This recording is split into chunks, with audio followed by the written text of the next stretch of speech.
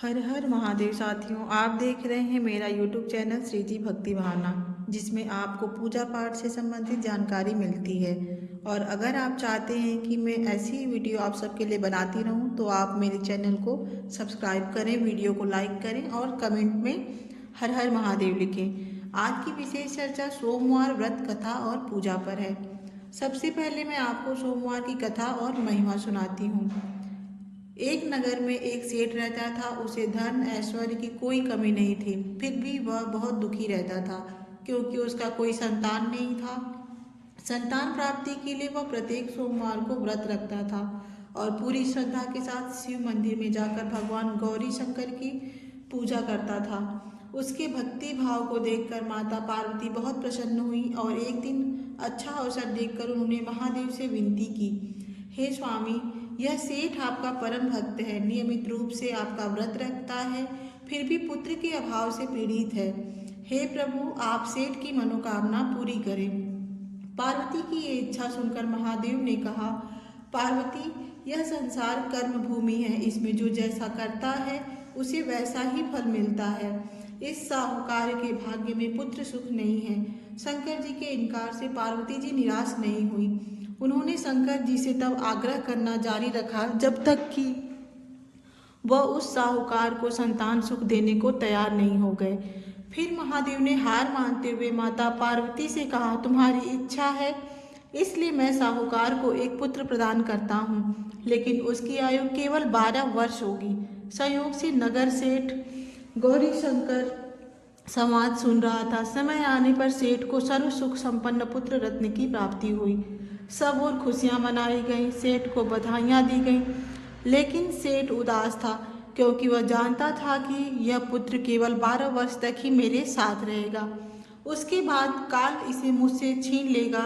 इतने पर भी सेठ ने सोमवार का व्रत और महादेव का पूजन हवन पूरे विधि विधान से जारी रखा। जब बालक 11 वर्ष का हो गया तो वह पूर्ण युवा जैसे लगने लगा। सभी चाहने लगे कि उसका विवाह कर दिया जाए। सेठानी भी यही चाहती थी, किंतु सेठ पुत्र के विवाह के लिए नहीं तैयार हुआ। उसने अपने साले को बुलवाकर आदेश दिया कि वह पर्याप्त धन लेकर पुत्र को काशी के लिए कूच करे और रास्ते में दान दक्षिणा देता हुआ काशी पहुंचकर सभी विद्याओं में पूर्ण बनाने का प्रयास करे।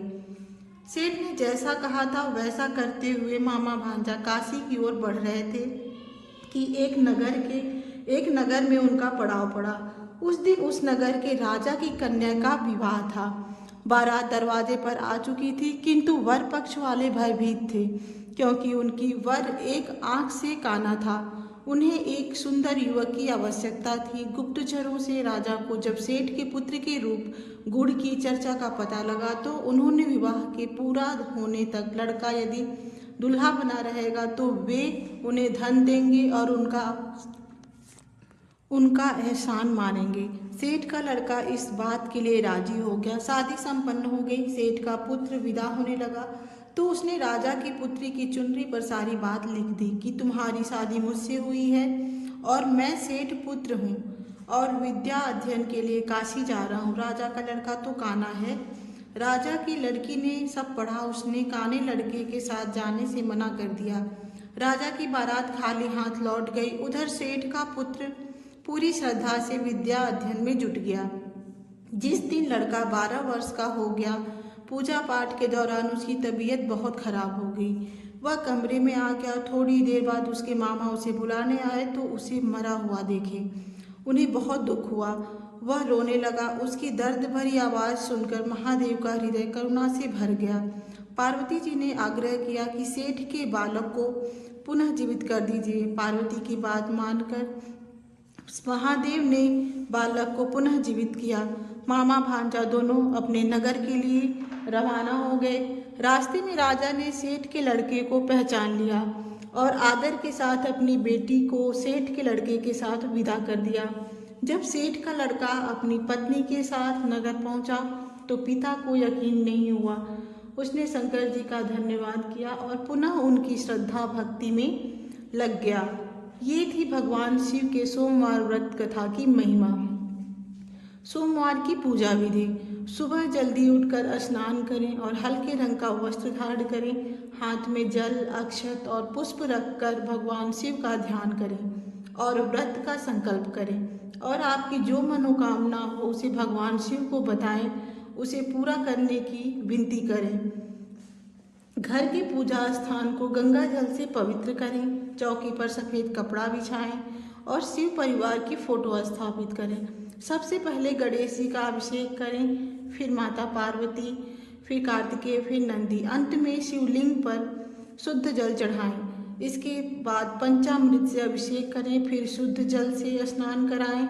उसके बाद शिव जी को सफ़ेद चंदन का लेप लगाएं, अक्षत चढ़ाएं। उसके बाद बेलपत्र, धतूरा, भांग, मंदार के फूल, कनेर का फूल और माला अर्पित करें।